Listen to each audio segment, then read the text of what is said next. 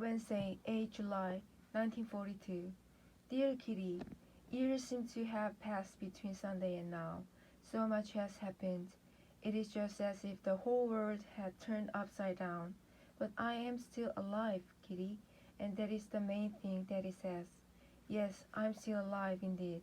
But don't ask where or how. You wouldn't understand a word, so I will begin by telling you what happened on Sunday afternoon. At 3 o'clock Harry had just gone, but was coming back later. Someone rang the front door bell. I was lying lazily reading a book on the veranda in the sunshine, so I didn't hear it. A bit later, Margot appeared at the kitchen door looking very excited. The SS have sent a call-up notice for Daddy, she whispered. Mommy has gone to see Mr. Vanden already. Vanden is a friend who works with Daddy in the business. It was a great shock to me, a call-up. Everyone knows what that means. I picture concentration camps and lonely cells. Should we allow him to be doomed to this? Of course we won't go, declared Margot, while we waited together. Mommy has gone to the Vandans to discuss whether we should move into our hiding place tomorrow.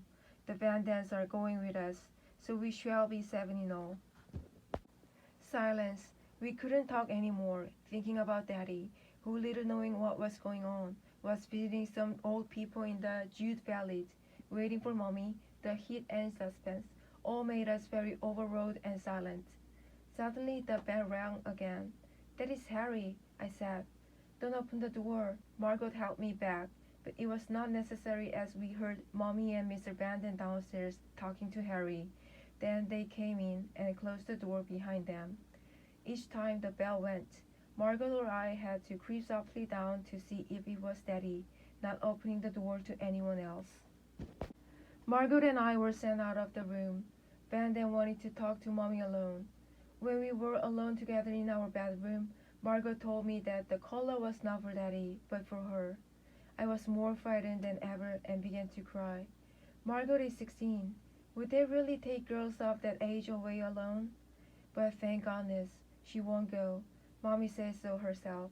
That must be what Daddy meant when he talked about us going into hiding. Into hiding? Where would we go? In a town or the country? In a house or a cottage? When? How? Where?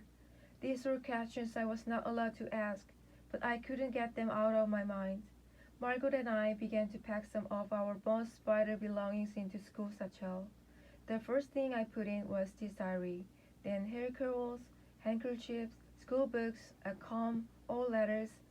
I put in the craziest things with the idea that we were going into hiding, but I'm not sorry.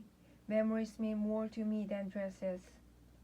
At 5 o'clock, Daddy finally arrived, and we phoned Mr. Kufis to ask if he could come around in the evening. Vanden went and fetched Miep. Miep has been in the business with Daddy since 1933, and has become a close friend, likewise her brand new husband Hank. Mia came and took some shoes, dresses, coats, underwear, and stockings away in her bag, promising to return in the evening. Then silence fell on the house. Not one of us felt like eating anything. It was still hot, and everything was very strange. We let our large upstairs room to a certain Mr. Goodsmith, a divorced man in his 30s, who appeared to have nothing to do on this particular evening. We simply could not get rid of him without being rude. He hung about until 10 o'clock. At 11 o'clock, Miep and Hank Van Santen arrived. Once again, shoes, stockings, books, and underclothes disappeared into Miep's bag and Hank's deep pockets. And at 11:30, they too disappeared. I was dog-tired, and although I knew that it would be my last night in my own bed, I fell asleep immediately and didn't wake up until Mommy called me at 5:30 the next morning. Luckily, it was not so hot as Sunday. Warm rain fell steadily all day. We put on heaps of clothes as if we were going to the North Pole, the sole reason being to take clothes with us. No Jew in our situation would have dreamed of going out with a suitcase full of clothing. I had on 2 vests, 3 pairs of pants, a dress, on top of that a skirt, jacket, summer coat, 2 pairs of stockings, lace-up shoes, woolly cap, scarf, and still more.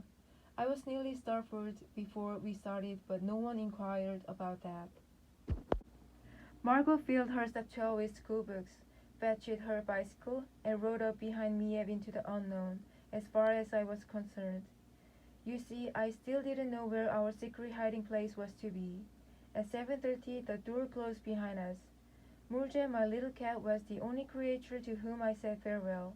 She would have a good home with the neighbors. This was all written in a letter addressed to Mr. Goldsmith. There was 1 pound of meat in the kitchen for the cat, breakfast things lying on the table, street beds, all giving the impression that we had left hankers scattered. But we didn't care about impressions. We only wanted to get away, only escape and arrive safely. Nothing else. Continued tomorrow. Yours, Anna.